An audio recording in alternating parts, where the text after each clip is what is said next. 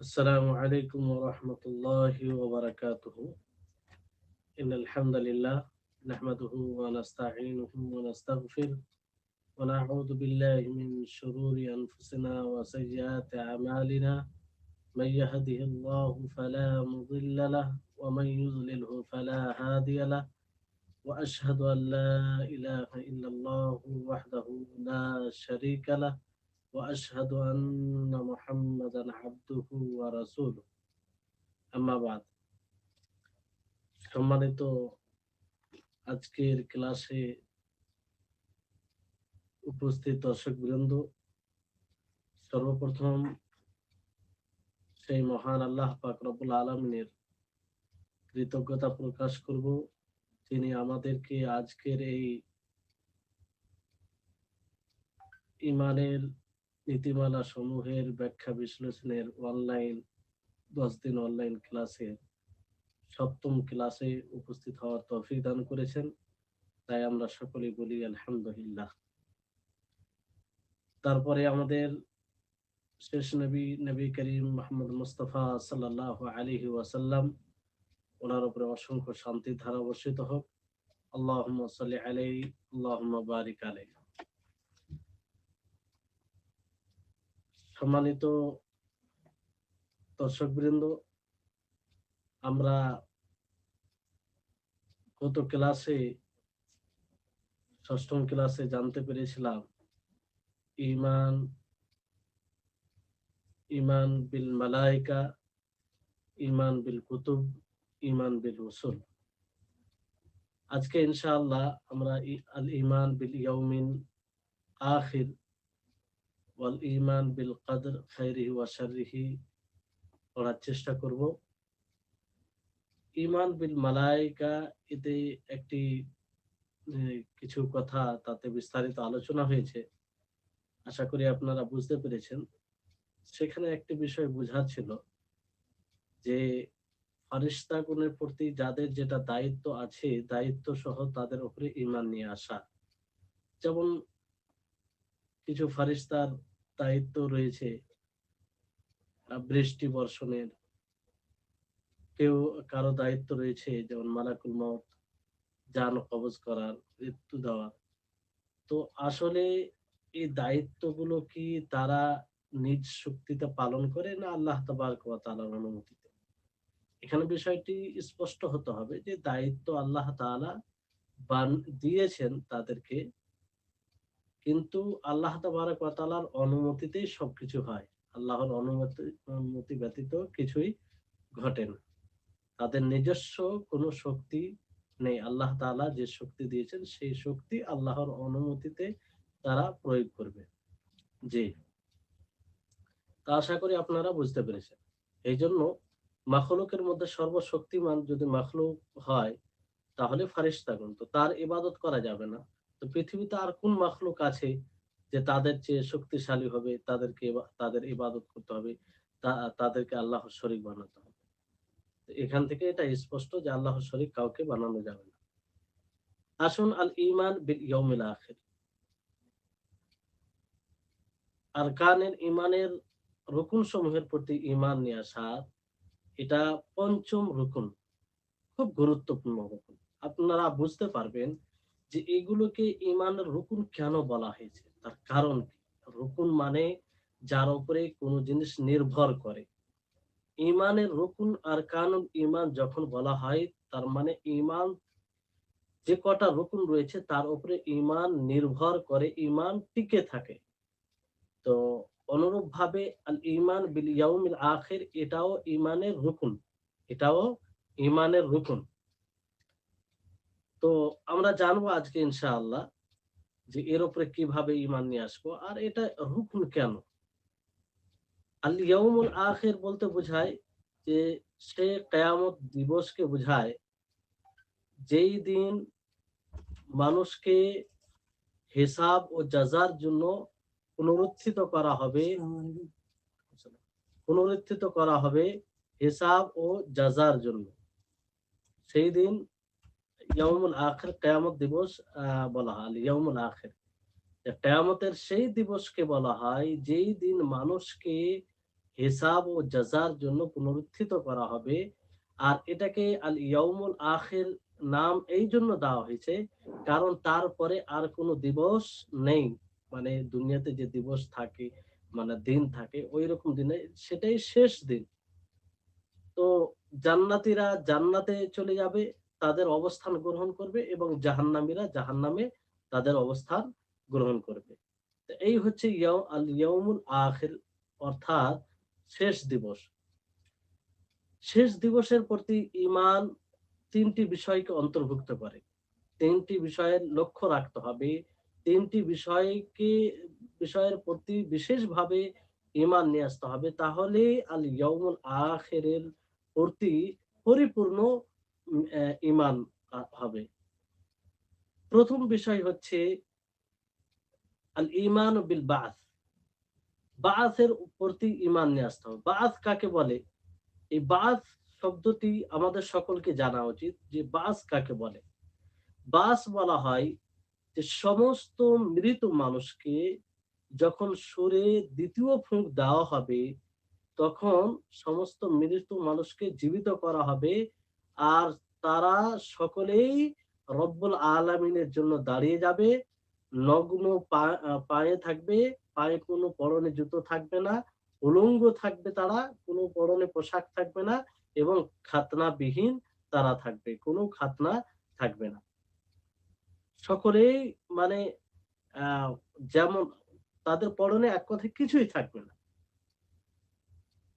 আল্লাহ তাবারাক ওয়া তাআলা বলেন, কামা বাদানা আউওয়ালা খালকিন নুঈদুহু ওয়া'দান আলাইনা ইন্না কুন্না ফাইলিন। সূরা আম্বিয়ার 104 নম্বর আয়াত। যে আমি প্রথমবার যেমন সৃষ্টি করেছি পুনরায় আবার সৃষ্টি করব, এটা আমার প্রতিজ্ঞা, যেটা আমি করে থাকবো, যেটা আমি করব। তাহলে এই হচ্ছে বাস। বাস আবার বলছি আপনাদেরকে, বাস বলা হয় যে সুরে যখন দ্বিতীয় ফুঁক দেওয়া হবে তখন সমস্ত মৃত্যু জীবিত হবে এবং তারা সকলেই রব্বুল আলামিনের জন্য দাঁড়িয়ে যাবে, আহ, এবং উলঙ্গ পায়ে, উলঙ্গ শরীরে, খাতনাবিহীন অবস্থায় তারা থাকবে। তাহলে এই হচ্ছে বাস। এই বাসের প্রতি সকলকে ঈমান নিয়ে আসতে হবে। যদি বাসের প্রতি ঈমান না থাকে তাহলে ইয়াউমুল আখিরের প্রতি ঈমান হবে না। আর ইয়াউমুল আখিরের প্রতি যদি ঈমান না হয় তাহলে সে মুমিনই থাকবে না। সে ঈমানই তার মধ্যে থাকবে না। কোন একটি বিষয় যদি না থাকে তাহলে থাকবে না। আর এই বাস, এটা কোরআন, সুন্নাহ এবং ইজমা দ্বারা প্রমাণিত। কোরআন থেকেও এটা প্রমাণিত, সুন্নাহ থেকেও প্রমাণিত, ইজমা থেকেও, মানে সকল মুসলিমদের সম্মতি রয়েছে। আল্লাহ তাবারাক ওয়া তাআলা বলেন যে সুম্মা ইন্নাকুম বা'দা যালিকা লামাইয়িতুন সুম্মা ইন্নাকুম ইয়াওমাল কিয়ামাতি তুবআসুন। এখানে আল্লাহ তাআলা সূরা মুমিনুনে 1 থেকে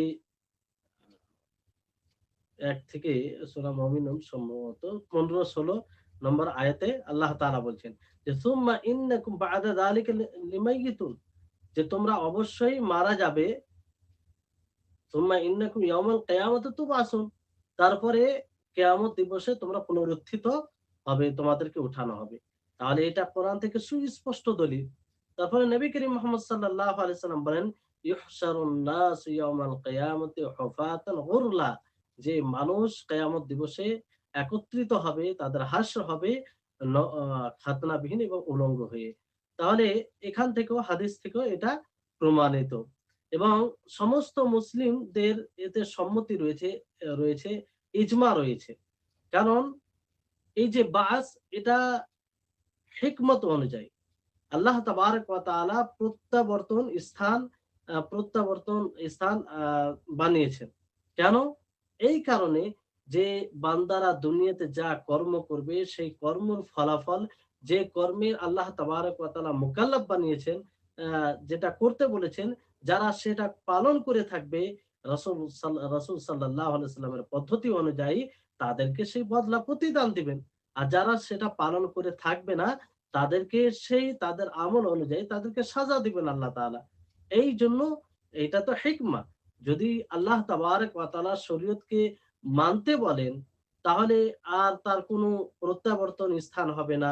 আবার পুনরুত্থিত করা হবে না, তাহলে কি কি দরকার ছিল এগুলো? এটা তো হিকমতের দাবি নয়।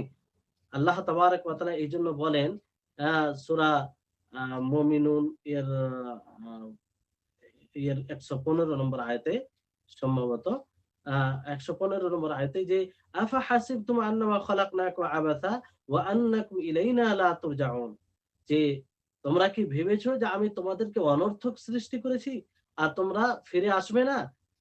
তো এখানে আল্লাহ তাবারক ওয়া তাআলা স্পষ্ট করেছেন, অর্থাৎ অনর্থক সৃষ্টি করা হয়নি, বিশেষ উদ্দেশ্যে সৃষ্টি করেছেন। তো বিশেষ উদ্দেশ্যে যদি আল্লাহ তাবারক ওয়া তাআলা সৃষ্টি করে থাকেন, তো তারপরে আবার প্রত্যাবর্তন স্থান হবে না, আবার তাদের হিসাব হবে না, পুনরুত্থিত করা হবে না, জীবিত করা হবে না, তাহলে তাহলে উদ্দেশ্য, বিশেষ উদ্দেশ্য সৃষ্টি করার লাভ কি? এইজন্য নবী সাল্লাল্লাহু আলাইহি সাল্লামকে বলা হয় যে ইন্নাল্লাযী ফারাদা আলাইকা কুরআনা লারাদ্দুকা ইলা মাআদ। সূরা কাসাসে রয়েছে যে নিশ্চয় তিনি আপনার উপরে কোরআনকে বিধান স্বরূপ ফরজ করেছেন, আর আপনি ফিরে আসবেন প্রত্যাবর্তন স্থানে সেখানে। তাহলে এখানেও আল্লাহ তাবারক ওয়া তাআলা স্পষ্ট করেন। তাহলে এই বাসের প্রতি ঈমান নিয়ে আসতেই হবে, প্রথম বিষয়। দ্বিতীয় বিষয় হচ্ছে যে আল ঈমান বিল হিসাব ওয়াল জাযা, যে আমি আপনি আমাদের সকলকে হিসাব ও জাযার প্রতি ঈমান নিয়ে আসতে হবে। যে কিয়ামত একটু পুনরুত্থিত করা হবে, সেটা প্রথম বিষয় হলো আল বাস। তারপরেই ঈমান, দৃঢ় বিশ্বাস রাখতে হবে, ঈমান রাখতে হবে যে হিসাব ও জাযা হবে সেদিন। প্রত্যেক বান্দাকে তার আমল অনুযায়ী তাকে বদলা দেওয়া হবে, প্রতিদান দেওয়া হবে। যে ভালো কর্ম করে থাকবে তাকে ভালো বদলা দেওয়া হবে, যে মন্দ কর্ম করে থাকবে তাকে মন্দ বদলা দেওয়া হবে। আর এই ব্যাপারে অনেক দলিল আছে, অসংখ্য দলিল আছে। কিতাবুল্লাহ থেকে দলিল রয়েছে এবং সুন্নাতে রাসূল থেকে দলিল রয়েছে এবং সমস্ত মুসলিমদের সম্মতি ইজমা রয়েছে। আল্লাহ তাবারক ওয়া তাআলা সূরা গাশিয়ায় বলেন, ইন্না ইলাইনা ইয়াবাহুম সুম্মা ইন্না আলাইনা হিসাবাহুম। নিশ্চয় তাদের তারা ফিরে আসবে আমার নিকটেই। আর তাদের হিসাব রয়েছে, তাদের হিসাব কিতাব হবে। তারপরে আল্লাহ তাবারক ওয়া তাআলা আরো সূরা আম্বিয়ার ৪৭ নম্বর আয়াতে বলেন, মান জাআ বিল হাসানাতি ফালাহু আশরু আমসালিহা ওয়া মান জাআ বিস সাইয়্যাতি ফালা ইউজজা ইল্লা মিথলাহা ওয়া হুম লা ইউজলামুন। যে যে ব্যক্তি নেকি নিয়ে আসবে তাকে ১০ গুণ, আরো ১০ গুণ বেশি নেকি দেওয়া হবে। আর যে ব্যক্তি মন্দ কর্ম করবে তাকে সেই অনুযায়ী তাকে তার ফলাফল দেওয়া হবে। তাদের উপরে জুলুম করা হবে না। তাদের উপরে কি করা হবে না? জুলুম করা হবে না। তাহলে এখান থেকে এটা স্পষ্ট যে, যে যতটা আমল করবে সেই আমল অনুযায়ী আল্লাহ তাবারক ওয়া তাআলা তাকে প্রতিদান দিবেন, তাকে বদলা দিবেন। ভালো আমল করে থাকলে ভালো, আর মন্দ আমল করে থাকলে মন্দ বদলা পাবে। এজন্য আল্লাহ তাবারক ওয়া তাআলা আরো বলেন, وَنَضَعُ الْمَوَازِينَ الْقِسْطَ لِيَوْمِ الْقِيَامَةِ فَلَا تُظْلَمُ نَفْسٌ شَيْئًا وَإِنْ كَانَ مِثْقَالُ حَبَّةٍ مِّنْ خَرْدَلٍ أَتَيْنَا بِهَا وَكَفَى بِنَا حَاسِبِينَ। যে আমরা এই মিজান কায়েম করব, আল্লাহ তাআলা বলছে যে আমি মিজান কায়েম করব কিয়ামত দিবসে। সেদিন কোনো নফসের উপরে, কোনো আত্মার উপরে জুলুম করা হবে না। যদিও সরিষা দানা বরাবর হয় সেটা করে থাকে, তাহলে সেটাকে আনা হবে। ওয়াকাফা বিনা হাসিবিন, আর হিসাবের জন্য আমি যথেষ্ট। তো এইগুলো সুস্পষ্ট দলিল যে কিয়ামত ঘটবে, সেদিন হিসাব ও জাযা হবে, হিসাব করা হবে। যার ভালো আমল তাকে ভালো বদলা দেওয়া হবে, যার মন্দ কর্ম, মন্দ আমল তাকে মন্দ বদলা দেওয়া হবে। তারপরে আব্দুল্লাহ ইবনে ওমর রাদিয়াল্লাহু তাআলা আনহুমা থেকে বর্ণিত, নবী সাল্লাল্লাহু আলাইহি সাল্লাম বলেন যে ইন্নাল্লাহা ইউদনিল মুমিনা ফায়াদাউ আলাইহি কানফা ওয়া ইয়াসতুরু, যে আল্লাহ তাবারক ওয়া তাআলা মুমিনকে নিকটে করবেন, তার গুনাহকে গোপনে রেখে বলবেন যে আতারিফু যামবা কাযা, যে তুমি কি অমুক গুনাহ, ওই গুনাহকে জানো, এরকম গুনাহকে জানো যে তুমি পাপ করেছে, আল্লাহর অবাধ্য করেছিলে। আর তারিফু যামবা কাযা, তুমি কি সেই গুনাহকে জানো, সেই ব্যাপারে তোমার স্মরণ আছে? সে বলবে নাম রব্বি, জি হ্যাঁ, আমার মনে আছে, আমি ভুলিনি, আমি স্বীকার করছি। হাত্তা ইযা কাররাহু বিযুনুবিহি এমনকি সেই গুনাহ সে আহ স্বীকার করবে। ওরা আন্নাহু, যখন সে দেখবে যে সে হালাক হয়ে যাচ্ছে, বরবাদ হয়ে যাচ্ছে, তখন আল্লাহ তাআলা বলবে যে কদ সাতারতু আলাইকা ফিদ দুনিয়া, দুনিয়াতে তোমার গুনাহকে, তোমার পাপকে ছুপিয়ে রেখেছিলাম। ওয়া আনা আগফিরুহা লাকাল ইয়াউম, আজকে আমি তো সেই গুনাহকে তোমার জন্য মাফ করে দিলাম। তখন তাকে ভালো আমলের কিতাব, নামায়ে আমল দেওয়া হবে। আর কুফফার যারা মুনাফিকিন তাদেরকে ডাক দিয়ে বলা হবে যে এরাই তারা যারা রবকে অস্বীকার করেছিল, তাদের উপরে আহ আল্লাহর লানত, অভিশাপ হোক জালিমদের উপরে। তাহলে এখানে আল্লাহ নবী করিম মুহাম্মদ সাল্লাল্লাহু আলাইহি ওয়াসাল্লাম সুস্পষ্ট করেছেন যে যারা ভালো কর্ম করে থাকবে তাদেরকে আল্লাহ তাআলা বদলা দিবেন। তারপর কোরআন থেকে দলিল হলো, হাদিস থেকে দলিল হলো। এবার আসুন ইজমা।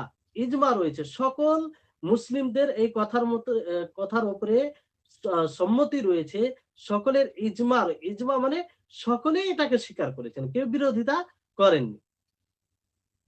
কারণ এটা হিকমতের দাবি যে যে ভালো কর্ম করবে তাকে ভালো বদলা দেওয়া হবে, আর যে মন্দ কর্ম করবে তাকে মন্দ বদলা দেওয়া হবে। আর আল্লাহ তাবারক ওয়া তাআলা এই জন্যই আসমানি গ্রন্থ নাজিল করেছেন, রাসূল প্রেরণ করেছেন, বান্দাদের উপরে রাসূলগণ যা নিয়ে এসেছেন সেটা গ্রহণ করা ফরজ করেছেন, এবং সেই অনুযায়ী আমল করা ফরজ করেছেন। এবং যারা তার উপেক্ষা করে, যারা তার বিরুদ্ধে থাকে, তাদের সাথে কেতাল, যুদ্ধকে ওয়াজিব করেছেন, এবং তাদের সাথে লড়াই করাকে ওয়াজিব করেছেন, যারা এর বিরোধিতা করে, এই দিনকে কায়েম করতে দেয় না, প্রতিষ্ঠিত করতে দেয় না, তাদের সাথে। এবং তাদের তাদের তাদের সাথে মানে লড়াইকে ফরজ করেছেন। কিসের জন্য এগুলো? এই কারণে যাতে আল্লাহর দ্বীনকে বাস্তবায়ন করে, আল্লাহর দ্বীনকে বাস্তবায়ন করে। তো এর যদি বদলা না হয়, এর যদি প্রতিদান আল্লাহ তাবারক ওয়া তাআলা না দেয়, তাহলে তো এটা আবাস হবে, অনর্থক হবে। যে অনর্থক জিনিস থেকে আল্লাহ রাব্বুল আলামিন পবিত্র। আল্লাহ তাআলা তিনি সব গুণের আ সব গুণে তিনি সর্ব উপরে। তাহলে তিনার দ্বারা অনর্থক কাজ কি করে হতে পারে? এটা কখনো হতে পারে না। এইজন্য আল্লাহ তাআলা নবী, রাসূল, আম্বিয়া সবকিছু পাঠিয়েছেন এই কারণে। এইজন্য আল্লাহ তাবারক ওয়া তাআলা এদিকে ইশারা করেন, বলেন আল্লাহ তাআলা যে ফালা নাসআলান্নাল্লাযীনা উরসিলা ইলাইহিম ওয়ালা নাসআলান্নাল মুরসালিন, যে আমি যাদের নিকটে রাসূল প্রেরণ করেছি তাদেরকেও জিজ্ঞাসা করব এবং রাসূলদেরকেও জিজ্ঞাসা করব। ফালা নাকুসান্না আলাইহিম বিইলমিন, যে আমি ইলম সহ তাদেরকে বর্ণনা করেছি। ওয়ামা কুননা গায়িবিন, আমি অনুপস্থিত ছিলাম না। তাহলে সূরা আরাফের ৬ নম্বর আয়াত। তাহলে বিষয়টি হচ্ছে যে দ্বিতীয় যেটা বিষয় যার উপরে ঈমান নিয়ে আসতে হবে, সেটা হচ্ছে যে জাযা ও হিসাব। প্রথমে বাসের প্রতি ঈমান নিয়ে আসতে হবে। তার দলিল দেওয়া হলো কিতাবুল্লাহ ও সুন্নাতে রাসূল এবং ইজমা থেকে। তে দ্বিতীয় হচ্ছে যে সেই বাস হওয়ার পরে, পুনরুত্থিত করার পরে এই হিসাব ও জাযা হবে, এর উপরে ঈমান নিয়ে আসতে হবে। সেটার দলিল দেওয়া হলো কিতাবুল্লাহ ও সুন্নাতে রাসূল এবং ইজমা থেকে। তৃতীয় বিষয় যেটা লক্ষ্য রাখতে হবে সেটা হচ্ছে যে জান্নাত ও জাহান্নামের প্রতি বিশ্বাস রাখতে হবে। জান্নাত ও জাহান্নামের প্রতি, যে সেই জান্নাত ও জাহান্নাম চিরস্থায়ী মানে বাসস্থান, চিরস্থায়ী ঠিকানা মাখলুকের জন্য। হয় কেউ জাহান্নামী, হয় সে জান্নাতি হবে, মাখলুক যেকোনো মাখলুক, প্রত্যেকটা মাখলুক হয় জাহান্নামী হবে, না হয় জান্নাতি হবে। যারা ভালো কর্ম, যারা ঈমান অবস্থায় জীবন যাপন করেছে তাদের ঠিকানা জান্নাত হবে। আর যারা উপেক্ষা করেছে, আল্লাহর অবাধ্যতা করেছে, শরীয়তকে মানেনি, তাদের ঠিকানা জাহান্নাম হবে। তো সেই জান্নাত ও জাহান্নামের উপরে বিশ্বাস রাখতে হবে। সম্মানিত দর্শকবৃন্দ, এগুলো খুব গুরুত্বপূর্ণ। এই বিষয়গুলো মজবুত না হওয়ার কারণে আজকে যে আমরা বড় বড় পরিশ্রম করে বড় অঙ্কের অর্থ খরচ করে থাকি, অথচ কোনো কাজে আসে না। কেন জানেন? তার কারণ হচ্ছে এটাই। তার কারণ হচ্ছে এটাই যে আমরা এই মূল বিষয়গুলো মজবুত করিনি। একজন মানুষের যদি ইয়মে আখিরাতের প্রতি, বাসের প্রতি, যে আবার আমাদেরকে জীবিত হতে হবে, জীবিত করা হবে, আর হিসাব কিতাব হবে, তারপর জান্নাত জাহান্নাম রয়েছে, ভালো মানুষদের জন্য জান্নাত আর খারাপ মানুষদের জন্য জাহান্নাম, এগুলোর উপরে যদি বিশ্বাস না থাকে, আপনি তাকে যতই বলেন জান্নাতের কথা, যতই বলেন আপনি জাহান্নামের কথা, তার কোনো কাজে আসবে না। তার জীবনে কোনো পরিবর্তন ঘটবে না। আর আজকে তাই হচ্ছে। আমরা রাসূলের দোহাই দিয়ে, আল্লাহর দোহাই দিয়ে, এমনকি তাকে সরাসরি বলা হচ্ছে যে আল্লাহ তাবারাক ওয়া তাআলা বলেছেন, রাসূল বলেছেন, তা সত্ত্বেও তার হৃদয়ে কোনো সাড়া দেয় না। কেন এটা? এটা এই কারণে যে তারা এগুলো মজবুত করেন, তারা বিশ্বাসই রাখে না। তারা ঈমানই নিয়ে আসেনি। যেইভাবে ঈমান রাখা উচিত সেইভাবে তারা ঈমান রাখে না। ফলে তাদেরকে আল্লাহর বাণী বলে, আল্লাহর কালামের কথা বলে, রাসূলের কথা বলে আ বলা হয়, তারপরে তারা গুরুত্ব দেয় না। এইজন্য সর্বপ্রথম আমাদের জন্য জরুরি হবে যে মানুষ এগুলোর উপরে বিশ্বাস করুক। মানুষ এগুলোর উপরে ঈমান নিয়ে আসুক। আমাদের সর্বপ্রথম এগুলোর উপরে পরিশ্রম হওয়া উচিত। বারবার এগুলো আলোচনা হওয়া উচিত। এইজন্য নবী করিম মুহাম্মদ সাল্লাল্লাহু আলাইহি সাল্লামের ১ম জীবনে, মক্কী জীবনে যদি আমরা দেখি, তো নবী সাল্লাল্লাহু আলাইহি সাল্লাম এগুলোর পিছনেই পরিশ্রম করেছেন।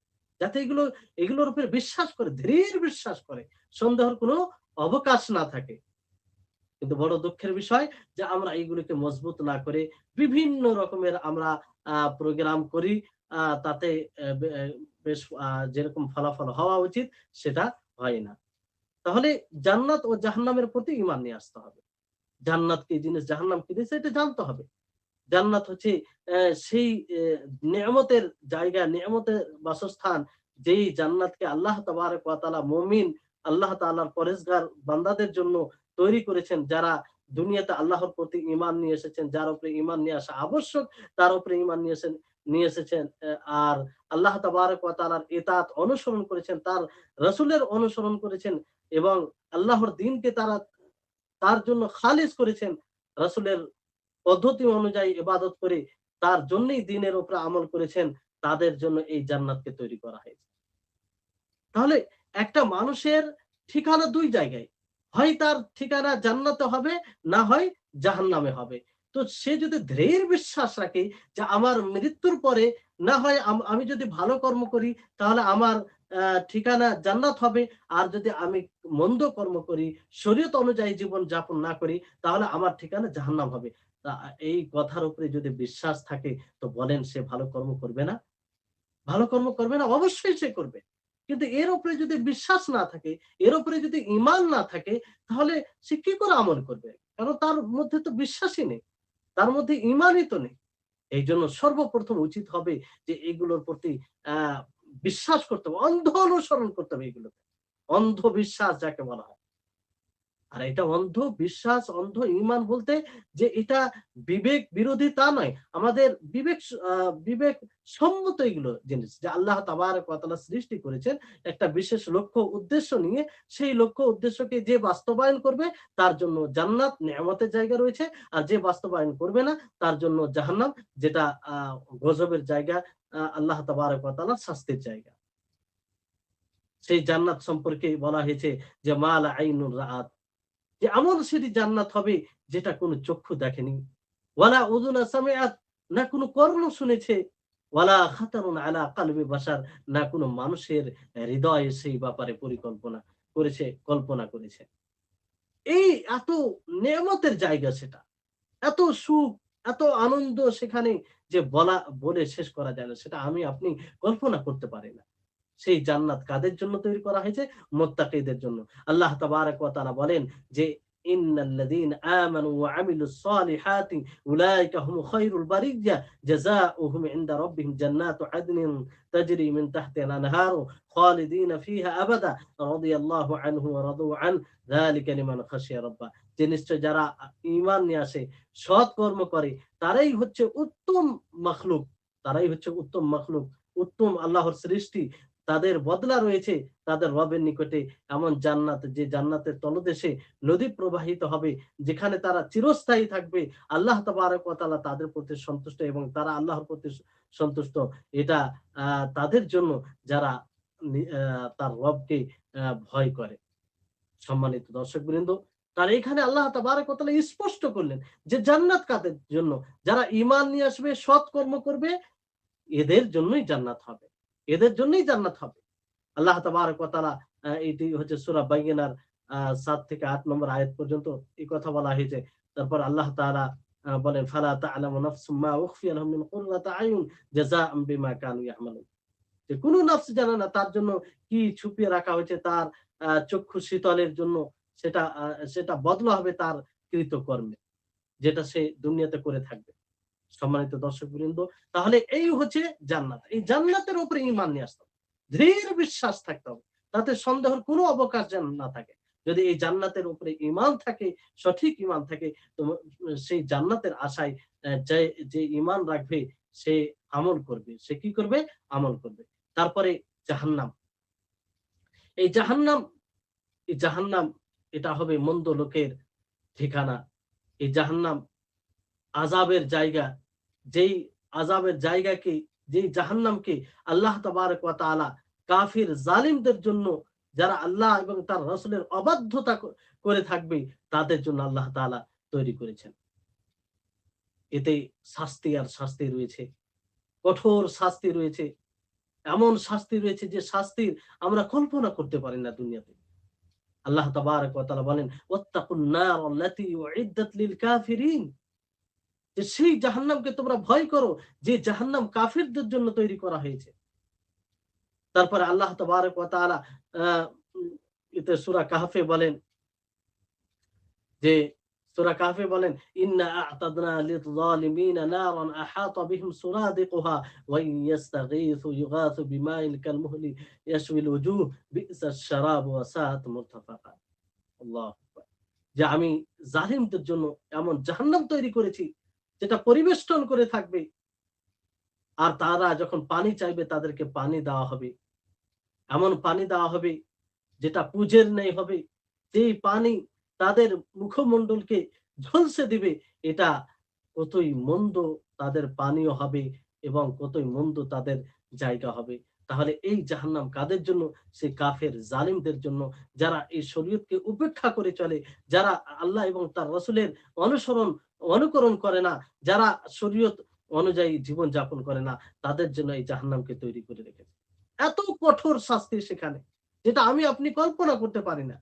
আল্লাহ তাবারক ওয়া তাআলা অন্য আয়াতে এইভাবে বলেছেন ইন্নাল্লাহা লা'আনাল কাফিরিন ওয়া আ'আদ্দা লাহুম সাঈরা, যে নিশ্চয় আল্লাহ তাবারক ওয়া তাআলা কাফিরদেরকে অভিশপ্ত করেছেন এবং তাদের জন্য জ্বলন্ত আগুন, এই জাহান্নাম তৈরি করে রেখেছেন, যেখানে তারা চিরস্থায়ী থাকবেন, যেখানে তারা কখনো বের হবে না। আল্লাহ তাআলা বলছেন লা ইয়াজিদুনা ওয়ালিয়্যা ওয়ালা নাসীরা, যে না তারা কোনো ওলি বন্ধু পাবে, না তারা কোনো সহযোগিতা পাবে। ইয়াউমা তুকাল্লাবু উজুহুহুম ফিন-নার, যে সেই দিন তাদের মুখমণ্ডল জাহান্নামে উলটপালট করবে। আল্লাহু আকবার। কি অবস্থা হবে! ইয়াকুলুনা ইয়া লাইতানা আতা'না আল্লাহ ওয়া আতা'না রাসূল, তারা বলবে যদি আমরা দুনিয়াতে আল্লাহর অনুসরণ করে নিতাম, দুনিয়াতে আল্লাহর রাসূলের অনুসরণ করতাম। সেদিন আক্ষেপ করবে, আফসোস করবে, আর বলবে কিন্তু সেই আক্ষেপ আফসোস কোন কাজে আসবে না। সম্মানিত দর্শকবৃন্দ, এই হচ্ছে জাহান্নাম। সেই জাহান্নাম, তার ভয়াবহতা এই হাদিস থেকে আপনারা বুঝতে পারবেন যে তার সর্বনিম্ন সবচেয়ে হালকা আযাব হচ্ছে যে আগুনের জুতা পরানো হবে। আগুনের জুতা পরানো হবে। সেই আগুনের জুতা পড়ার কারণে তার মাথার মগজ যেমন ভাত রান্না করে, ভাত টগবগ করে, ঐরকম তার মগজ টগবগ করবে। আল্লাহ যেন আমাদের সকলকে সেই জাহান্নাম থেকে হেফাজত করে। কি ভয়াবহ শাস্তি! এটা সবচেয়ে ছোট শাস্তি, হালকা আযাব। আর এর অবস্থা, তার মাথার মগজ এই টগবগ করবে। এর মানে এটা নয় যে তার শরীর জ্বলবে না। তার শরীর তো জ্বলবে। যদি মাথার মগজ, নিচের আগুনের কারণে মাথার মগজ টগবগ করে, তাহলে তার শরীরের কি অবস্থা হবে? এটা হচ্ছে সবচেয়ে হালকা আযাব। সম্মানিত দর্শকবৃন্দ, এইজন্য এই জাহান্নাম আমরা যত কঠোর, যত ভালোইভাবে ঈমান নিয়ে আসবো, ততই আমরা জাহান্নামী কর্ম থেকে আমরা বেঁচে থাকবো। এজন্য আমাদের পরিশ্রম করা উচিত। আমাদের পরিকল্পনা করা উচিত যে মানুষের মাঝে জান্নাত ও জাহান্নামের প্রতি কিভাবে দৃঢ় বিশ্বাস হবে, কিভাবে তারা ইমান মজবুত করবে, যাতে যখনই তাদেরকে জান্নাতের কথা বলা হবে, তখনই তারা জান্নাতের লোভে জান্নাতের জান্নাতের লোভে তারা ভালো কাজ করতে আরম্ভ করবে। আর যখনই তাদেরকে জাহান্নামের কথা বলবে, সেই জাহান্নামের ব্যাপারে তাদের এমন ধারণা থাকবে যে তাদের জাহান্নামের কথা শুনে তাদের হৃদয় কম্পিত হবে, তাদের শরীরে কম্পন আসবে, আল্লাহর ভয়ভীতি আসবে, এবং সেই ভয়ভীতি তাদেরকে জাহান্নামী কর্ম থেকে বিরত রাখবে। এটা হচ্ছে ঈমান। আজকে আজকে বর্তমান সময়ে আমরা দেখি অধিকাংশ মানুষের সেই জান্নাত ও জাহান্নামের প্রতি দৃঢ় বিশ্বাস নেই।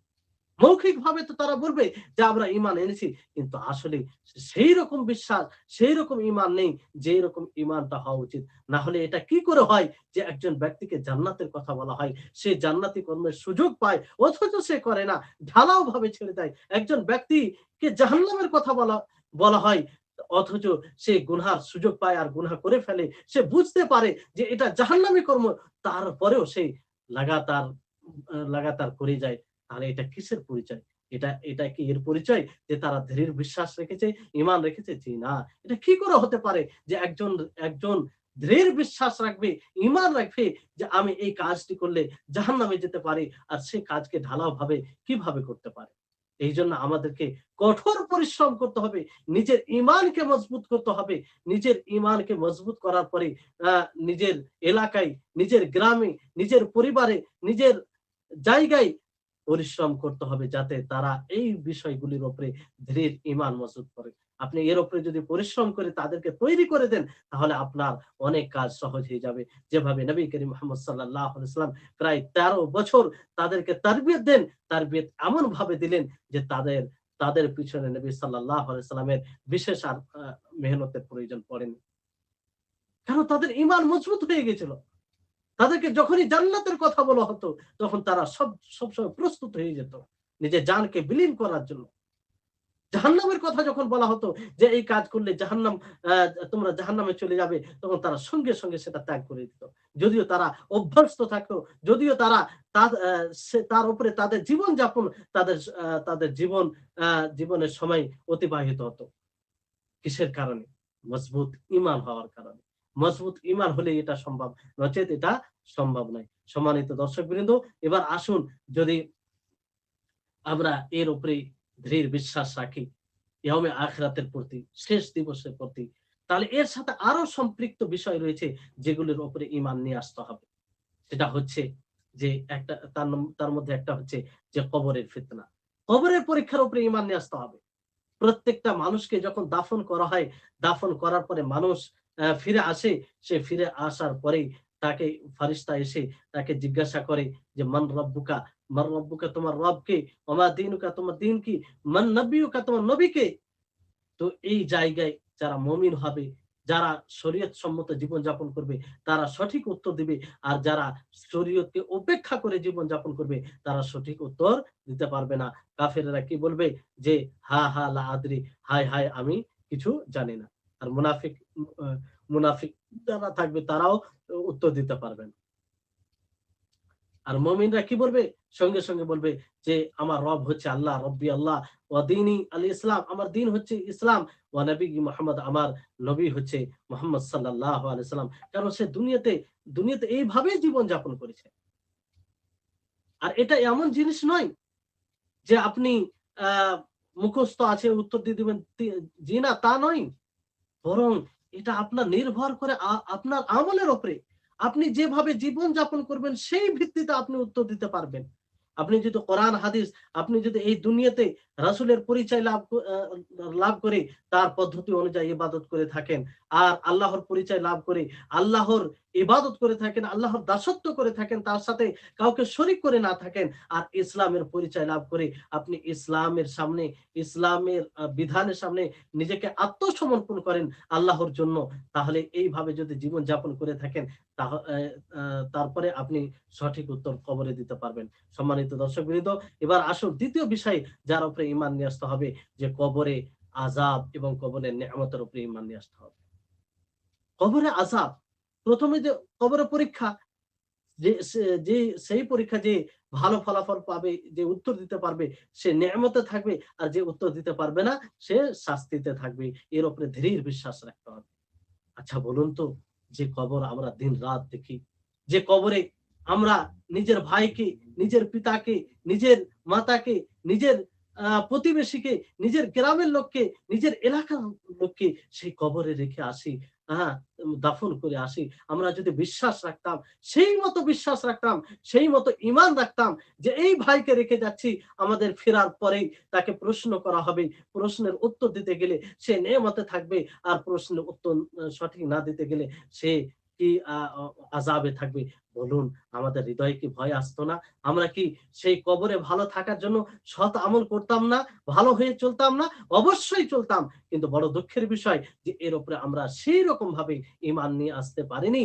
যার কারণে আমরা কবরকে দেখার পরে, কোন ভাইকে দাফন করার পরেও আমাদের আমাদের ঈমানে সতেজতা আসে না, বৃদ্ধি পায় না, এবং আল্লাহকে ভয় করি না। পূর্বের অনুযায়ী আমরা জীবনযাপন করি। তো সম্মানিত দর্শকবৃন্দ, তাহলে মুনাফিক যারা হবে, কাফির হবে, তারা সেই কবরে আযাবে থাকবে। আল্লাহ তাবারক ওয়া তাআলা আ সূরা সূরা আনামের ৯৩ নম্বর আয়াতে বলেন যে, ওয়ালাউ তারা ইয যালিমুনা ফি গামারাতিল মাউতি ওয়াল মালায়েকাতু বাসিতু আইদিয়াহুম আখরিজু আনফুসাকুম আল ইয়াওমা তুজজাউনা আযাবাল হুনি বিমা কুনতুম তাকুলু আলাল্লাহি গায়রাল হক ওয়া কুনতুম আন আয়াতিহি তাস্তাকবিরুন। এখানে সুস্পষ্টভাবে আল্লাহ তাআলা বলেছেন যে তাদেরকে আজ, অর্থাৎ এই কবরে, সেখানে অসম্মানজনক তাদেরকে শাস্তি দেওয়া হবে। লাঞ্ছিত, অপমানিত করে তাদেরকে শাস্তি দেওয়া হবে। তারপরে আল্লাহ তাবারক ওয়া তাআলা সূরা গাফিরের ৪৬ নম্বর আয়াতে বলেন যে, আন-নারু ইউরাদুনা আলাইহা গুদুওয়া ওয়া আশিয়্যা ওয়া ইয়াওমা তাকুমুস সাআতু আদখিলু আলা ফিরআউনা আশাদ্দাল আযাব। যে জাহান্নাম তাদের নিকটে সকাল সন্ধ্যা পেশ করা হবে। কিয়ামত আর কিয়ামত সংগঠিত হবে। আ ফিরআউনের বংশকে কঠিন, ফিরআউন ও ফিরআউনের আ আ সহযোগী ফিরআউনের বংশধরকে কঠিন শাস্তিতে প্রবেশ করানো হবে। সম্মানিত দর্শকবৃন্দ, তাহলে এখান থেকে এটা স্পষ্ট হচ্ছে যে কবরের আযাব হবে। কবরের আযাব এটা কঠিন। আল্লাহ নবী মুহাম্মদ সাল্লাল্লাহু আলাইহি ওয়াসাল্লাম বলেছেন, সহিহ মুসলিমে রয়েছে যে, ফালাউলা আল্লা তাদাফানু লাদাআউতুল্লাহ আন ইউসমিআকুম মিন আযাবিল কবরি আল্লাযী আসমা'ু মিনহু সুম্মা আকবালা বিওয়াজহি ফাকাল। আল্লাহ নবী বলেন যে, যদি আমি যে কবরের শাস্তির আওয়াজ শুনতে পাই, তোমরা যদি শুনতে পাও, আ তাহলে তোমরা দাফন করতে না। দাফন করতে না, এইভাবে তোমরা ছেড়ে দিতে। কত ভয়ংকর শাস্তি হয় যে তার আওয়াজ শুনলে তোমরা এটা দাফন করা ছেড়ে দিতে। তারপর আল্লাহ নবী নিজের চেহারাকে আ সামনে করে বললেন যে, তোমরা জাহান্নাম থেকে আল্লাহর আশ্রয় চাও। তারা সকলেই, সাহাবায়ে কেরাম বলছে যে, আমরা আশ্রয় চাইলাম জাহান্নামের আযাব থেকে। এইভাবে আল্লাহর নবী বললেন যে, কবরের আযাব থেকে আশ্রয় চাও। তারা কবরের আযাব থেকে আশ্রয় চাইলেন, এবং আল্লাহ আরো বললেন যে, প্রকাশ্য ও গোপনীয় যেগুলো ফিতনা রয়েছে সেগুলো থেকে তোমরা আল্লাহর আশ্রয় চাও। তারা সেটাই করলেন, আশ্রয় চাইলেন এইভাবে। তাহলে এই হাদিস থেকেও এটা সুস্পষ্ট হয় যে কবরে আযাব হবে। আল্লাহ যেন আমাদের সকলকে কবরের আযাব থেকে বাঁচিয়ে রাখেন। সম্মানিত দর্শকবৃন্দ, কি ভয়ংকর দৃশ্য হবে, যেখানে কোন সহযোগী থাকবে না, যেখানে আমার আপনার সাথে কেউ থাকবে না, একাকী থাকবো। সেখানে ফারিস্তা এসে জিজ্ঞাসা করবে। সেখানে একমাত্র সহযোগী কে হবে? সহযোগী আমার আপনার আমল হবে। আমরা যদি সঠিক আমল করে যাই, সঠিকভাবে আল্লাহর এবং তার রাসূলের আনুগত্য, আল্লাহর সামনে নিজেকে আত্মসমর্পণ এই দুনিয়াতে করে থাকি, তাহলে সেই দিন আমার মুখ থেকে সঠিক উত্তর বের হবে, এবং সেই নেয়ামতে আমরা থাকার সুযোগ পাবো। নচেৎ সেখানে কোনো সুযোগ নেই। সম্মানিত দর্শকবৃন্দ, এজন্য আমাদের সকলকে ভাবতে হবে। তারপরে কবরের আযাব, কবরে যেমন আযাব হবে, শাস্তি হবে, অনুরূপভাবে কবরে নেয়ামত রয়েছে। যারা মুমিন, সাদিকিন, সত্যবাদী হবে, তারা নেয়ামতে থাকবে। আল্লাহ তাবারক ওয়া তাআলা বলেন, সূরা আ আ আল্লাহ তাবারক ওয়া তাআলা বলেন যে, ইন্নাল্লাযীনা ক্বালু রাব্বুনাল্লাহ সুম্মা ইসতাকামু তাতানাজ্জালু আলাইহিমুল মালায়েকা আল্লা তাখাফু ওয়া লা তাহজানু ওয়া আবশিরু বিল জান্নাতিল্লাতী কুনতুম তুআদুন। যে নিশ্চয় যারা বলে যে আমাদের রব আল্লাহ, তারপরে তারা ধীর থাকে, অবিচল থাকে, তাদের উপরে ফারিস্তা অবতীর্ণ হয় আর বলে যে তোমাদের ভয়ের কোনো কারণ নেই। চিন্তার কোনো বিষয় নেই। তাদেরকে জান্নাতের সুখবর দেওয়া হয়, সুসংবাদ দেওয়া হয়, যেটা তাদের ওয়াদা করা হয়েছে। সম্মানিত দর্শকবৃন্দ, এইভাবে আরো বহু আয়াত রয়েছে, যে আয়াতে আল্লাহ তাবারক ওয়া তাআলা বলেছেন যে মুমিন যারা, তারা কবরে গিয়ে নেয়ামতে থাকবে। হাদিস রয়েছে যে বারা বিন আযিব রাদিয়াল্লাহু তাআলা আনহু থেকে বর্ণিত, নবী সাল্লাল্লাহু আলাইহি সাল্লাম বলেন যে যখন আ মুমিনকে কবরে দাফন করা হবে, তো দুই ফারিস্তা কবরে আসবেন। ইউনাদি মুনাদিম মিনাস সামা আন সাদাকা আবদি, আসমান থেকে আওয়াজ, একজন যে আওয়াজ দিবে যে আমার বান্দা সত্য বলেছে, ফাআফরিশুহু মিনাল জান্নাহ, তার জন্য জান্নাতের বিছানা বিছিয়ে দাও। ওয়া আলবিসুহু মিনাল জান্নাহ, জান্নাতের পোশাক পরিধান করিয়ে দাও। ওয়াফতাহু লাহু বাবান ইলাল জান্নাহ, এবং তার জন্য জান্নাতের দরজা উন্মুক্ত করে দাও। ক্বালা ফায়াতিহি মির রূহিহা ওয়া তিবিহা, তখন কি হবে? সেই জান্নাত থেকে সুগন্ধি আসবে, এবং তার ভালো তার সুগন্ধ আসবে, এবং সে ভালো নেয়ামতে থাকবে, এবং তার জন্য তার কবরকে, তার দৃষ্টিশক্তি যতদূর যায় ততদূর পর্যন্ত তার কবরকে প্রশস্ত করে দেওয়া হবে। আল্লাহ যেন আমাদের সকলকে এর অন্তর্ভুক্ত করে। সম্মানিত দর্শকবৃন্দ, তাহলে এই হচ্ছে জাহান্নামে জান্নাতে কবরের নেয়ামত, কবরের নিয়ামত। আচ্ছা বলুন, যে কখন কিয়ামত সংঘটিত হবে? কিয়ামত পর্যন্ত আমি আপনি যদি ভালোভাবে আমল করে না যেতে পারি, কবরের ফিতনায় যদি সঠিকভাবে উত্তর না দিতে পারি পরীক্ষায়, তাহলে কিয়ামত পর্যন্ত এই আযাব চলতে থাকবে। কিয়ামত পর্যন্ত আযাব হবে। তারপরে তো তারপরে অবস্থা তো ভালো হবে নাই। যেহেতু ১ম ধাপে আমরা ফেল করে যাব, তারপরেও আযাব হবে। কত কষ্টকর সময় হবে। কিভাবে আমরা সেটা অতিবাহিত করব, এটা কল্পনা করা যায় না। এইজন্য আল্লাহর নিকটে বেশি, বেশি করে কবরের আযাব থেকে আল্লাহর আশ্রয় চান। আল্লাহর আশ্রয় চান। এইজন্য আল্লাহ নবী বারবার বলেছেন যে তাউযু মিন আযাবিল কবর, যে তোমরা কবরের আযাব থেকে, তাউযু বিল্লাহি মিন আযাবিল কবর, কবরের আযাব থেকে আল্লাহর আশ্রয় চাও। এইজন্য মানুষ যখন মারা যায়, তার জন্য কিয়ামত ঘটে যায়। তার জন্য শুরু হয়ে যায়। সম্মানিত দর্শকবৃন্দ, এবার আসুন যে আমরা ইয়াউমে আখিরাতের প্রতি যদি বিশ্বাস রাখি, ঈমান নিয়ে আসি, এর ফলাফল কি? এর অনেক ফলাফল রয়েছে, যেগুলো এর পূর্বে ইশারা ইঙ্গিতে আপনাদেরকে বলা হলো। তারপরে ইবনে উসাইমিন রাহিমাহুল্লাহ ৩ টি ফলাফল বর্ণনা করেছেন। ১ নম্বর হচ্ছে যে যখন মানুষ এই কিয়ামত দিবসের প্রতি, ইয়াউমে আখিরাতের প্রতি বিশ্বাস, দৃঢ় বিশ্বাস রাখবে, সে আল্লাহর ইতাআতে আগ্রহী হবে। তার একটা প্রেরণা আসবে, উৎসাহ আসবে, এবং সওয়াবের আশায়, আল্লাহর সন্তুষ্টির আশায় সে আমল করবে। সে জানবে আমি তো এর বদলা পাবো। সম্মানিত দর্শকবৃন্দ, তারপরে আরো একটা বিষয় মনে রাখতে হবে, যে কিয়ামতে আরো অনেক কিছু বিষয় রয়েছে। যেমন পুলসিরাত রয়েছে, যেমন আপনার কাউসারে পানি পান করানো হবে, সেটা রয়েছে। তারপরে তারাজু কায়েম হবে, সেটা হবে। এগুলো সবগুলোর উপরে ঈমান নিয়ে আসতে হবে। ইয়াউমে আখিরাত বলতে এগুলো সবগুলোর উপরে ঈমান নিয়ে আসতে হবে।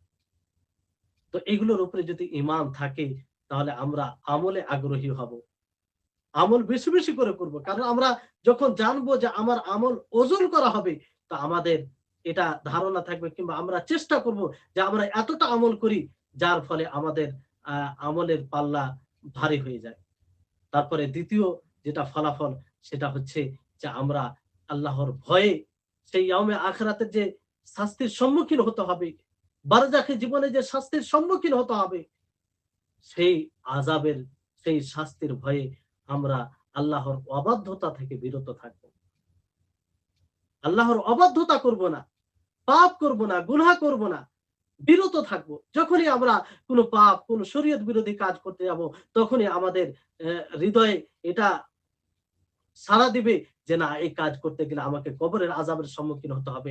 এই কাজ করতে গেলে ইয়াউমে আখিরাত, সেদিন আযাবের সম্মুখীন হতে হবে, এবং হিসাব ও জাযা যে রয়েছে, সেই দিন আমি যদি মন্দ কর্ম করি, তাহলে এই মন্দ ফলাফল পাবো, আমি শাস্তির সম্মুখীন হব। আর যদি ভালো কাজ করি, এই কাজটা ত্যাগ করে দিই আল্লাহর জন্য, তাহলে আল্লাহ তাআলা আমাকে এর পুরস্কার দিবেন। তখন সে কি করবে? যে সেই গুনার কাজটি ছেড়ে দেবে। সম্মানিত উপস্থিতিগণ, তো তারপরে ২য় হচ্ছে যে ইয়াউমে আখিরাতের প্রতি আমি আপনি যতটা বিশ্বাস রাখবো, যতটা দৃঢ় বিশ্বাস রাখবো, ঈমান রাখবো, ততটাই আমাদের মুমিনদের জন্য সান্ত্বনা রয়েছে।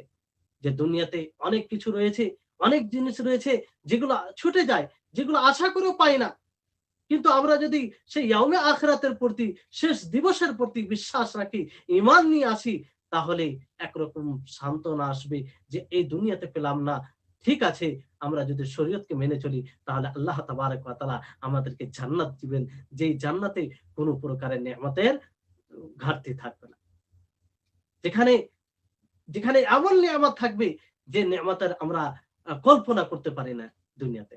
তাহলে কোনো আফসোস হবে না, আক্ষেপ হবে না। যে অমুক ধনী হয়ে গেল, আমি ধনী কেন হতে পারলাম না? অমুক এত সুন্দর জীবন যাপন করছে, সুখ স্বাচ্ছন্দ্যে জীবন যাপন করছে। আমি অনেক কষ্টে করছি, অনেক আমাকে কষ্ট করতে হচ্ছে।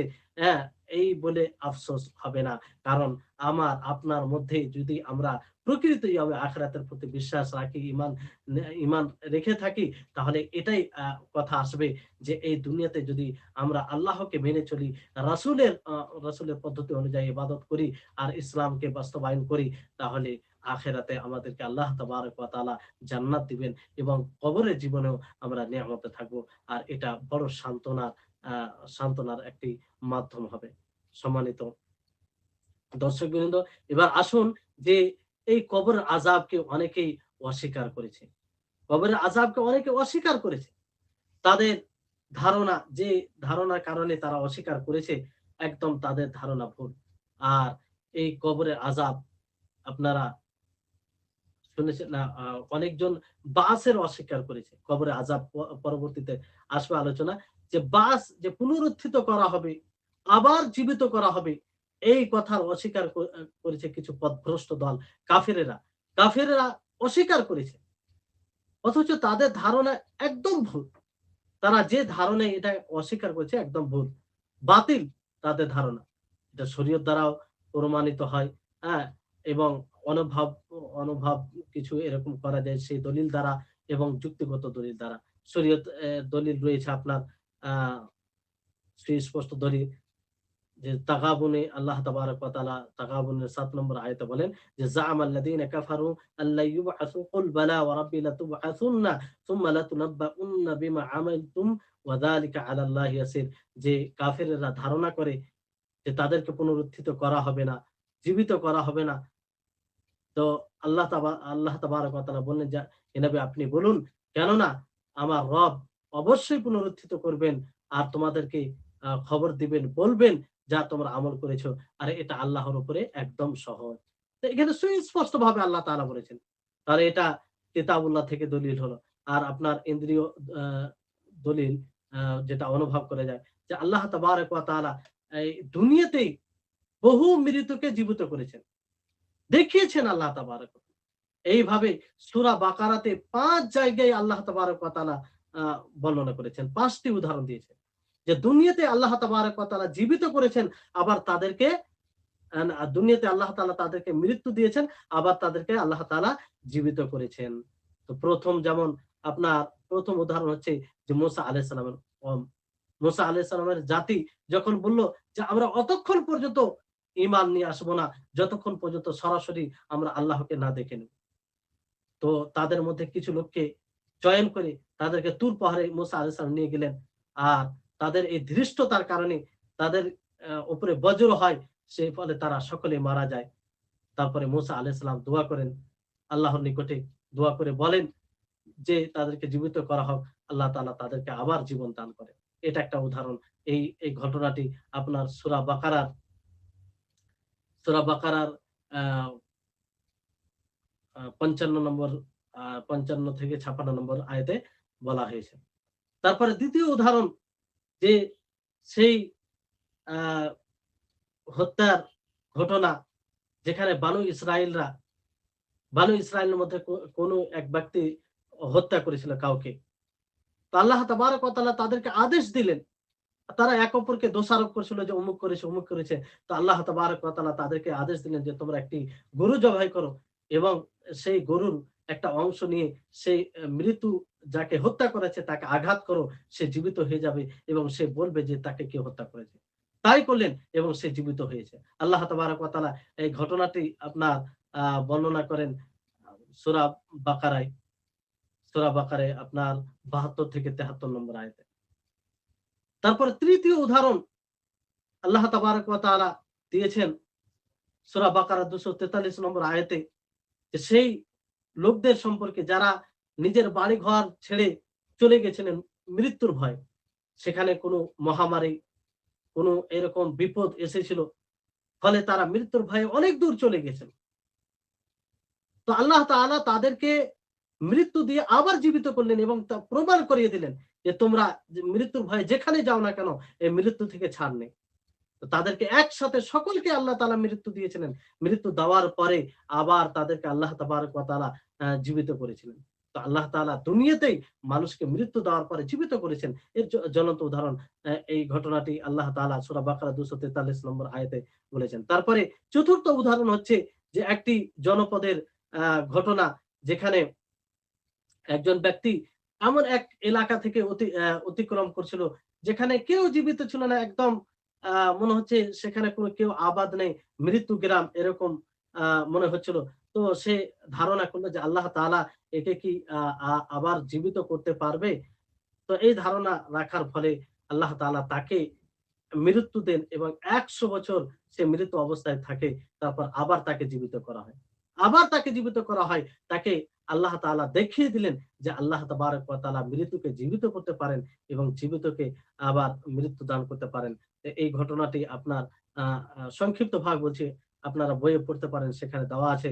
আ এই ঘটনাটি আপনার সূরা বাকারার ২৫৯ নম্বরের আয়াতে আল্লাহ তাআলা বলেছেন। তারপরে পঞ্চম উদাহরণ হচ্ছে যে ইব্রাহিম আলাইহিস সালামের ঘটনা। ইব্রাহিম আলাইহিস সালাম তিনি আল্লাহকে বললেন যে মৃত্যুকে কেমন ভাবে জীবিত করা হয়।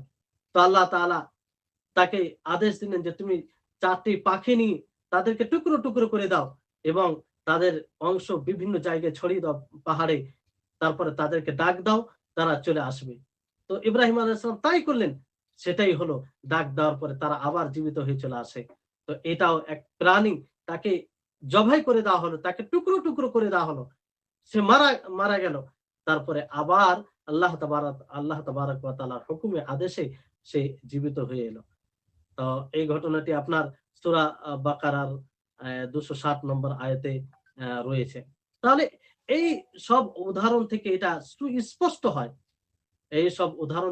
সুস্পষ্ট হয় যে আল্লাহ তাবারাক ওয়া তাআলা মৃত্যুকে জীবিত করতে পারে।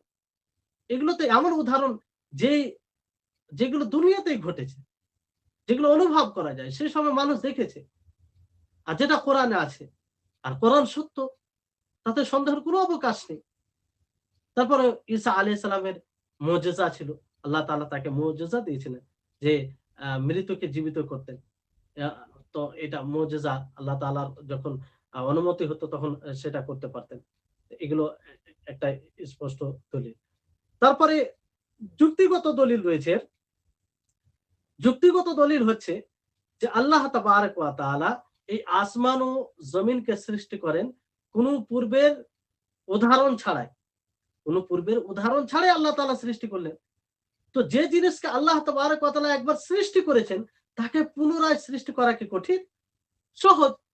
আপনি যদি কোন জিনিসকে একটা তৈরি করেন, একবার যদি তৈরি করেন, দ্বিতীয়বার তৈরি করতে কি আপনার জন্য কঠিন না সহজ? সহজ হবে। তো সেই মহান সত্তা, তিনি পূর্বের কোন উদাহরণ ছাড়াই এত বিশ্ব জগৎকে সৃষ্টি করেছেন। তাহলে তিনি আবার সৃষ্টি করতে চাইলে একজন এক সৃষ্টিকে সৃষ্টি করার পরে তাকে মৃত্যু দেওয়ার পর আবার সৃষ্টি করতে পারবে না? তাহলে এটা তো যুক্তি বিরোধী, বিবেকসম্মত কথাই নয় যে সৃষ্টি করতে পারবে না। এটা তো স্বাভাবিক। যুক্তির বিবেকের আ দাবি অনুযায়ী যে আ সেটা তো আরো সৃষ্টি করা সহজ। আর আল্লাহ তাআলা সেই কথাই বলেন, ওয়া হুয়াল্লাযী ইয়াবদাউল খালকা সুম্মা ইউঈদুহু ওয়া হুয়া আহওয়ানু আলাইহি। যে আল্লাহ তাআলা তিনি প্রথমে সৃষ্টি করেছেন, আবার পুনরায় সৃষ্টি করবেন আ মৃত্যুর পরে। আর এটা আল্লাহর পক্ষে খুবই সহজ। আল্লাহ প্রথমও কঠিন ছিল না, তারপরেও সহজ ছিল না। আল্লাহর জন্য সবই সহজ। কঠিন বলতে কোন জিনিস নেই। আল্লাহ তাআলা তো সর্বশক্তিমান। আল্লাহ তাআলার উপরে আল্লাহ তাআলা সর্বশক্তিমান। অনুরূপভাবে আল্লাহ তাআলা অন্য আয়াতে বলেছেন, কামা বাদাআনা আউওয়ালা খালকিন নুঈদুহু ওয়া'দান আলাইনা ইন্না কুন্না ফাঈলিন, যে আমি যেমন প্রথমে সৃষ্টি করেছি আবার আমি সৃষ্টি করব, এটা আমার ওয়াদা, প্রতিজ্ঞা, আর এটা আমি করব। তাহলে এইভাবে আল্লাহ তাবারক ওয়া তাআলা বিভিন্ন জায়গায় যুক্তিগত দলিল দিয়েছেন। তারপরে দ্বিতীয় হচ্ছে, যেমন আমরা দুনিয়াতে দেখি অনেক সময় কোন জায়গা দেখব যে সেখানে বৃক্ষ, ঘাস, লতা-পাতা সব শুকনো হয়ে গেছে। মানে সবুজ শ্যামল কিছুই নেই। হঠাৎ করে সেখানে বৃষ্টি হয়। বৃষ্টি হওয়ার পরে আবার সবুজ শ্যামলতা ফিরে আসে। ঘাস বের হয়ে আসে। বৃক্ষগুলো আবার সজীবতা লাভ করে। তাহলে যদি একটা জমিন সেখানে সবকিছু মারা গেছে, আবার সেটা জীবিত হয়ে যায় আল্লাহ তাবারক ওয়া তাআলার অনুমতিতে। তো আল্লাহ তাআলা সেটা একটা জীব। তো আল্লাহ তাআলা কোন সৃষ্টিকে মৃত্যু দেওয়ার পরে কেন সেটা জীবিত করতে পারবেন না?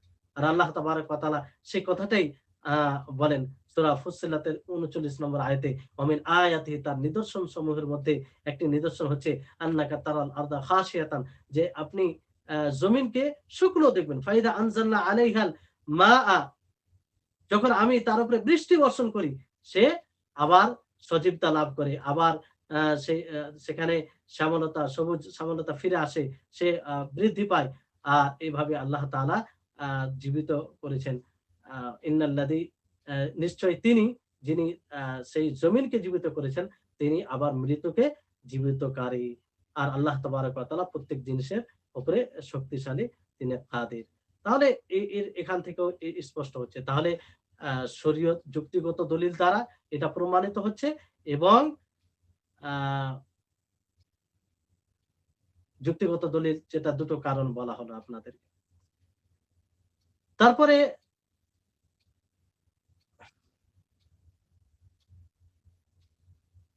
কিছু লোক আছে আপনার, যে কবরের আযাবকে অস্বীকার করে, কবরের আযাবকে অস্বীকার করে, যে কবরের আযাব বলতে কিছু নেই। আর এটা করতে গিয়ে তারা পথভ্রষ্ট হয়েছে, ইসলাম থেকে তারা বের হয়ে গেছে। কবরের আযাব নিয়ামতকে আহ অস্বীকার করে তারা। তাদের ধারণা এটা, যে এটা বাস্তব বিরোধী, মানে আসল যেটা তারা দেখছে তার বিরোধী। তারা তাদের এটা দাবি যে যদি কবরকে, মানে কবর থেকে মাইয়াতকে উঠানো হয়, তো আমরা যে রূপে রেখেছি সে রূপেই দেখতে পাই। কবরে কোনো পরিবর্তন ঘটে না। না সেটা প্রশস্ত হয়, প্রশস্ত দেখতে পাই, না সেটা সংকীর্ণ দেখতে পাই। তাহলে সেখানে এতগুলো আযাব, এতগুলো নেয়ামত কি করে হতে পারে? তাদের এটা ধারণা। এই ধারণা রাখার ফলে তারা এটার অস্বীকার করেছে। কিন্তু এটা কি আ আ সঠিক ধারণা? সঠিক ধারণা নয়। এটা কয়েক দিক দিয়ে এটা বাতিল। কয়েক দিক দিয়ে এটা বাতিল। ১ নম্বর হচ্ছে যে শরীয়তে অসংখ্য দলিল রয়েছে, যে দলিল দ্বারা এটা প্রমাণিত যে কবরে আযাব হবে। যে যদি কোনো মন্দ মানুষ হয়, ভালো আমল না করে যায়, সে আযাবে থাকবে। আর যদি মুমিন হয় তাহলে সে নেয়ামতে থাকবে ভালো আমল করে গেলে। এই ব্যাপারে অনেক দলিল রয়েছে। যেমন সহিহ বুখারীতে আব্দুল্লাহ ইবনে আব্বাস রাদিয়াল্লাহু তাআলা আনহুমার হাদিস রয়েছে। তিনি বলছেন যে খারাজান নবী সাল্লাল্লাহু আলাইহি ওয়াসাল্লাম মিন বা'দি হিতানিল মদিনা, নবী সাল্লাল্লাহু আলাইহি ওয়াসাল্লাম কিছু বাগান দিয়ে যাচ্ছিলেন। ফাসামিআ সাউতা ইনসানাইনি ইউআযযাবানি ফি কুবুরিহিমা। তো আল্লাহর নবী মুহাম্মদ সাল্লাল্লাহু আলাইহি ওয়াসাল্লাম তিনি ২ টি মানুষের আওয়াজ শুনতে পেলেন, যে তাদের ২ জনের কবরে তাদেরকে আযাব দেওয়া হচ্ছে। তাদেরকে আযাব দেওয়া হচ্ছে। এটা আল্লাহ তাবারক ওয়া তাআলা তাকে শুনিয়েছিলেন। পুরো হাদিস রয়েছে। তারপরে তিনি শেষে বললেন যে আন্না আহাদাহুমা কানা লা ইয়াস্তাতিরু মিনাল বাউল, যে তাদের মধ্যে একজন প্রসাবের ছিটা থেকে বাঁচতো না, সতর্ক থাকতো না। ফলে তাকে আযাব দেওয়া হচ্ছে। আল্লাহ আমাদের হেফাজত করুন। অনেকেই আছে যে এটার খেয়াল করে না। তো প্রসাবের ছিটা থেকে সতর্ক থাকতে হবে, যাতে আমাদের কাপড় পোশাকে না লাগে, আমরা সতর্ক যেন থাকি। কারণ এটা কবরে আযাব হওয়ার আ কারণ। তারপরে আরেকজনের ব্যাপারে আল্লাহ নবী বললেন যে আন্নাল আখারা কানা ইয়ামশি বিন নামিমা, যে অন্যজন চুগলখড়ি করত।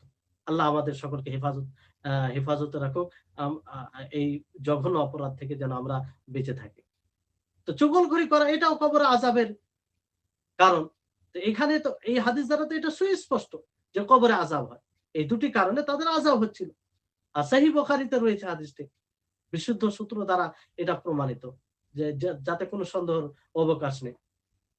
তারপরে ইন্দ্রিয় অনুভব সূচক যেটা দলিল, যে যেমন ধরুন একজন ঘুমিয়ে আছে। ঘুমিয়ে থাকার কারণে সে স্বপ্নে দেখে যে প্রশস্ত জায়গায় সে ঘুমিয়ে আছে, অনেক নিয়ামতে আছে, অনেক সুখ স্বাচ্ছন্দ্যে আছে। কি নিয়ামত? অনেক নিয়ামতে আছে সে। আবার কোন সময় দেখে যে তার জন্য জায়গা খুব সংকীর্ণ হয়ে গেছে। আর সে খুব যন্ত্রণা পাচ্ছে। তার উপরে কেউ অন্যায় জুলুম করছে। হ্যাঁ? কখনো দেখে যে সে বড় বিল্ডিং থেকে পড়ে গেল। পড়ে যাওয়ার পরে সে যন্ত্রণায় চিল্লাচ্ছে। এরকম হয়। হঠাৎ করে যখন সে জেগে যায়, জাগার পরে দেখছে যে সে বিছানায় শুয়ে আছে। কিছুই পরিবর্তন দেখতে পায় না। তো এটা যদি স্বপ্নের মাধ্যমে এটা হওয়া সম্ভব হয়, স্বপ্নে এরকম মনে হয় যে সে বড় বিল্ডিং থেকে পড়ে গেল আর সে যন্ত্রণায় চিল্লাচ্ছে। অথচ ঘুম ভেঙে যাওয়ার পরে তার কোনো কিছু পরিবর্তন দেখতে পায় না। কিন্তু সে স্বপ্নে তার যন্ত্রণা অনুভব করে। আর অনুরূপভাবে অনেক সময় দেখে যে অনেক নিয়ামতে রয়েছে, অনেক নিয়ামতে রয়েছে। কিন্তু ঘুম ভাঙার পরে আর কিছুই দেখতে পায় না। প্রশস্ত জায়গা রয়েছে।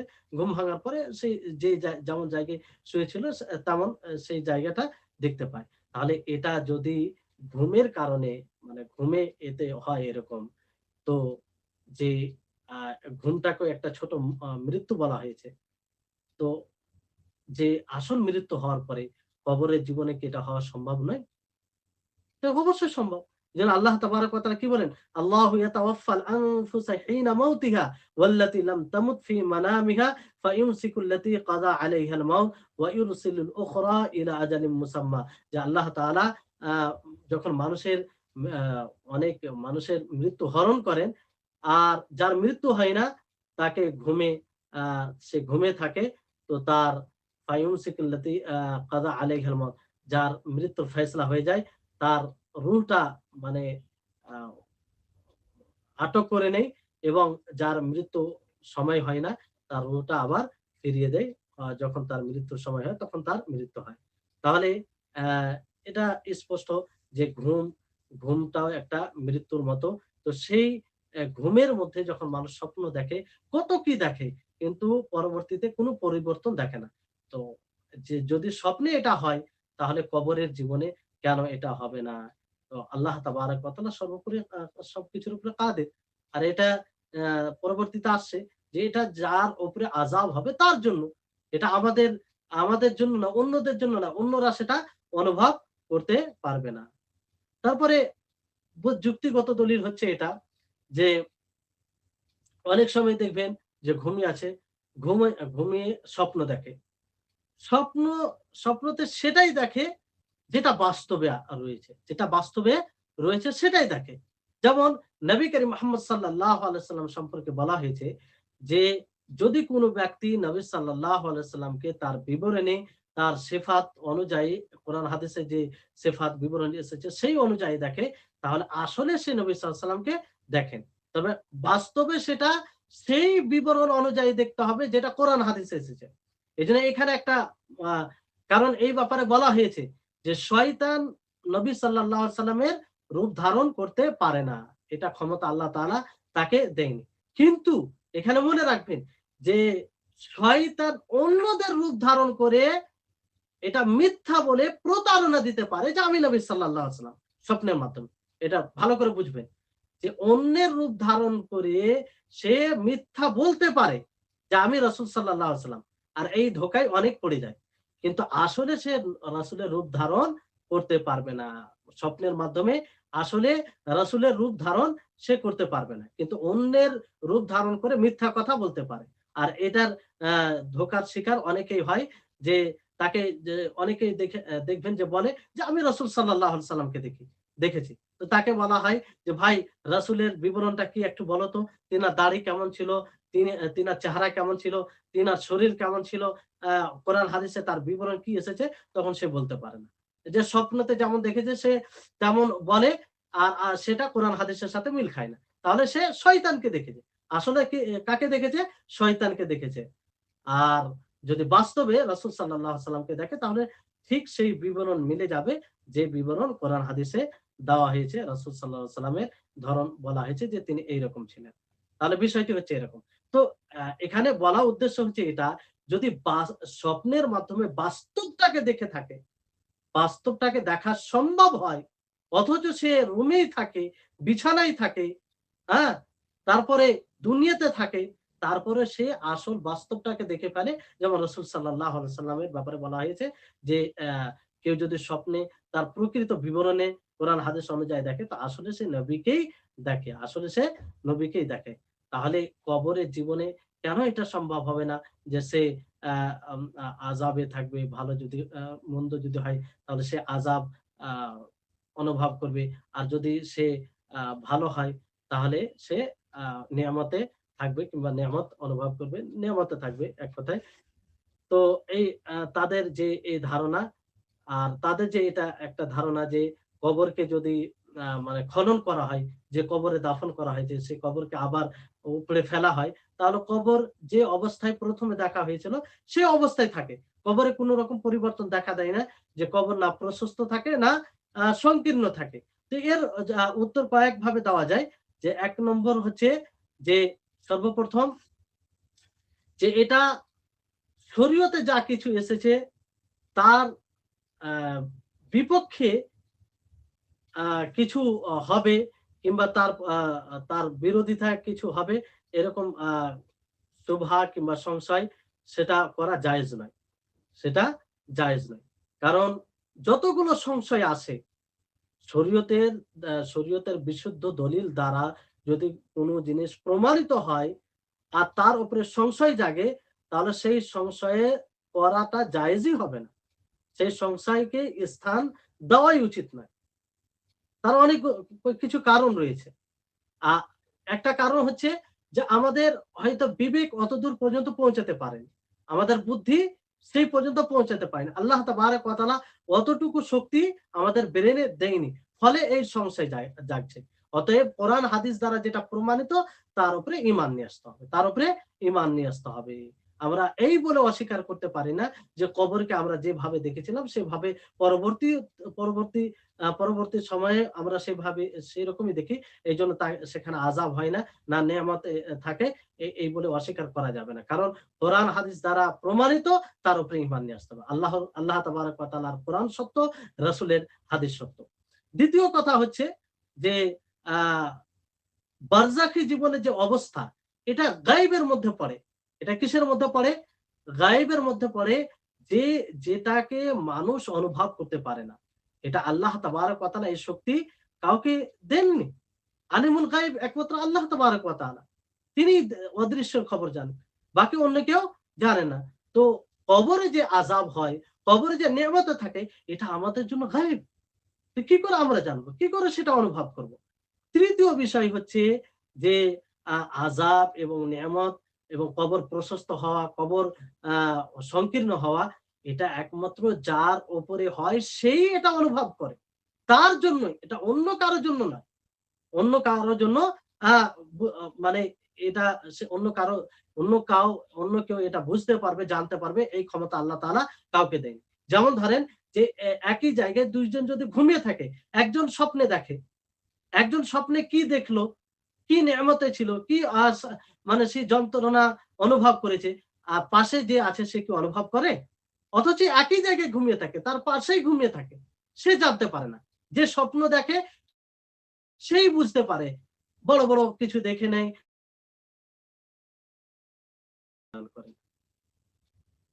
তো ঠিক আছে, আজকের মতো ক্লাস শেষ হচ্ছে।